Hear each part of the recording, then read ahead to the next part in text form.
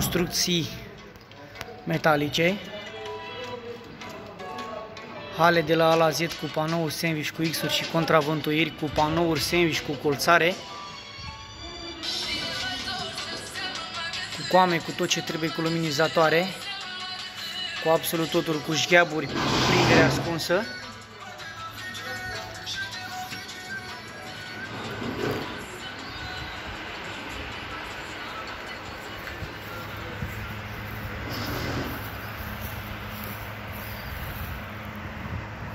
Deci acolo sus are uluc.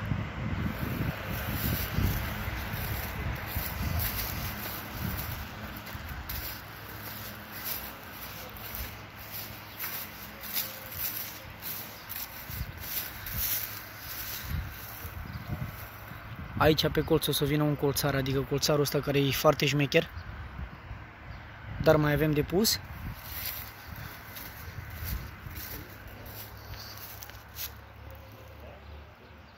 Deci totul o să fie închis hermetic.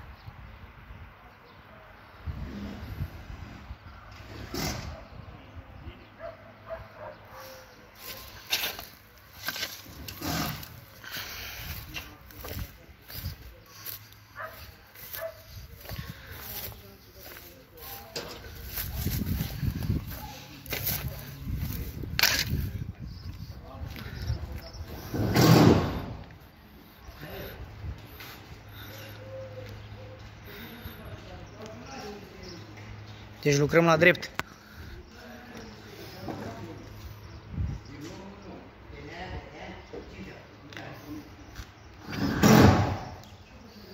Aici este panoul pentru partea cealaltă. Partea cealaltă este aici jos. Va veni debitată.